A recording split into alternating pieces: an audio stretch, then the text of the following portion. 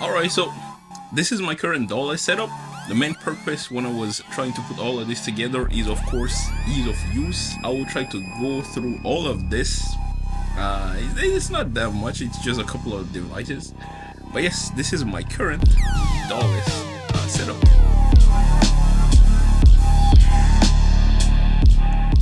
So starting off with order of importance, I guess, is the SP404. The SP404, since I've got it, is I guess the most used gear that I use. But granted, I don't have much gear. So in this whole setup of Dawless, this is primarily in kind of a improvisation live setup, not necessarily like things that have been bounced out. For this one, this has everything: samples, drums, little one shots, and here and there. So everything comes from the SP404. Clock also comes out of the SP404.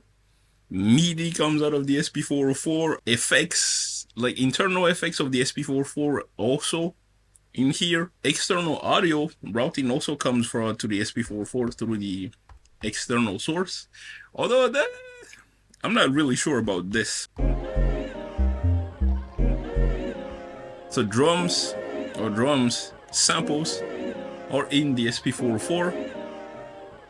Then moving on to the KP3 that I have on my left. This is very important in the setup because this allows me to not only make end of chain effects, but also allows me to do transitions. As you can see here, from here, I have 4 patterns. So then not only this allows me to do transition from one song, so let's say a block of 4, from one block of 4 to another block of 4, but it also allows me to do transition in between my sequences. I can do that with effects. I can do that with all sort of transition. But the primary transition that I'm talking about is the sampling. So for instance, I have this. This is kind of my exit. Let me make sure I'm in the right BPM. So then with my exit sequence, I just sample in.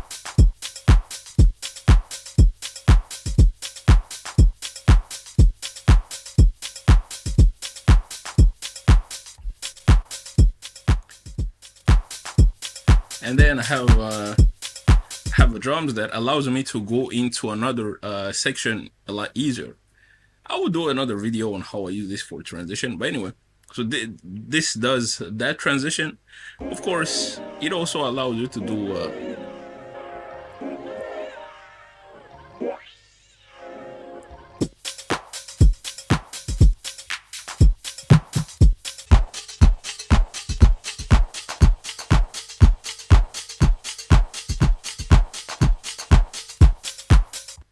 so yes, this is pretty essential in the things that I'm trying to do as far as the Dawless performance. This is a lot nicer. Of course, there are the effects on the SP404, but as far as the KP3, this is like the main effects. All right, so next I'll move on to the synth. In this kind of use case, I only use this as a bass synth, but I can eventually use it to different things. But when I put all of this together, I already have my samples. My samples are already in the SP404. So as far as synth, this sort of thing is already on the SP404. So the thing that I'm missing is the bass.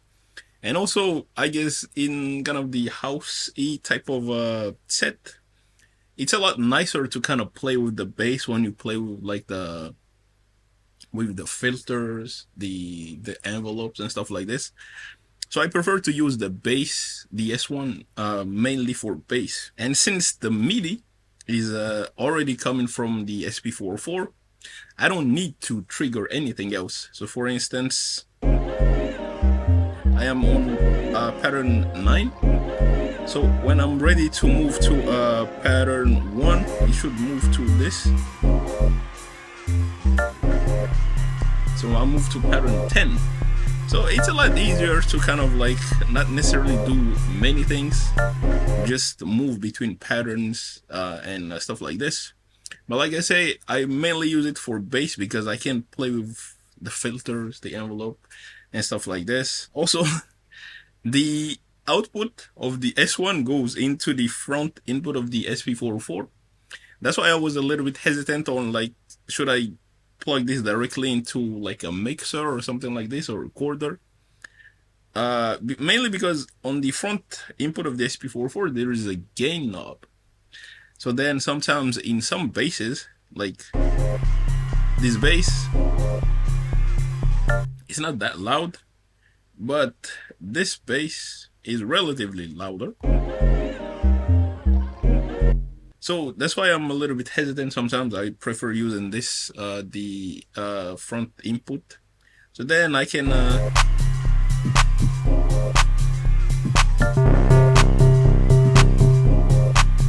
again open the envelope a little bit.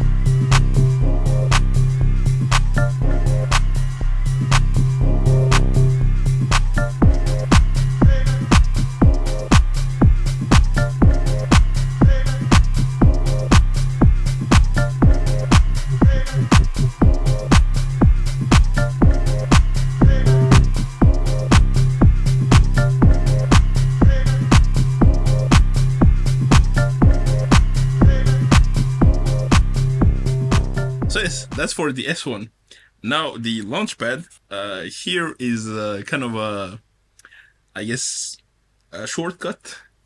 It is a MIDI controller. In this setup specifically, it is to control the SP404's effects. I'm using an old Android phone to kind of set everything up. The LaunchPad control the effects on the SP404.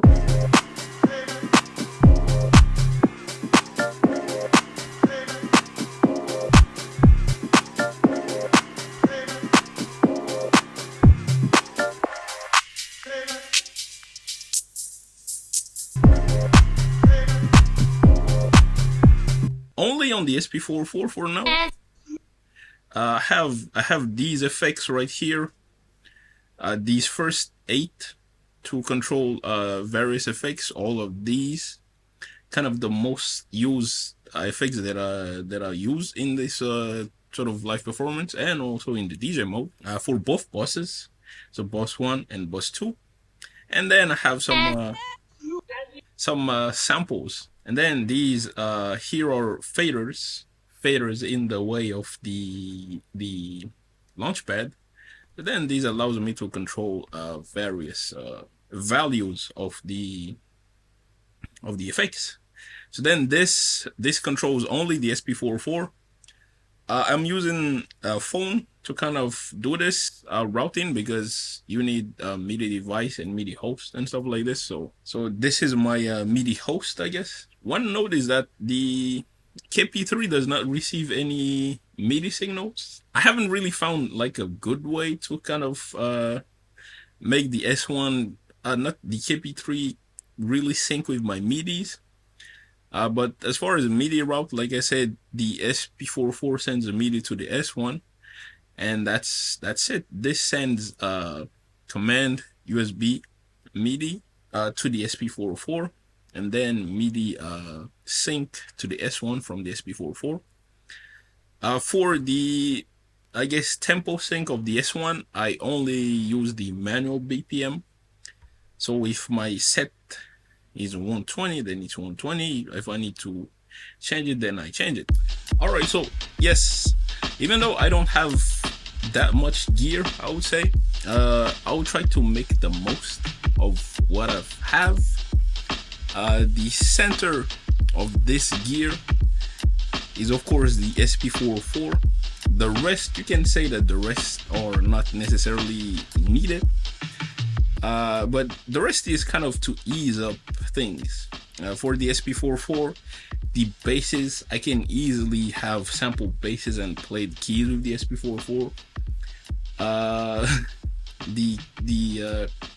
The LaunchPad, I can easily just press my my effects and then change between buses. That also there.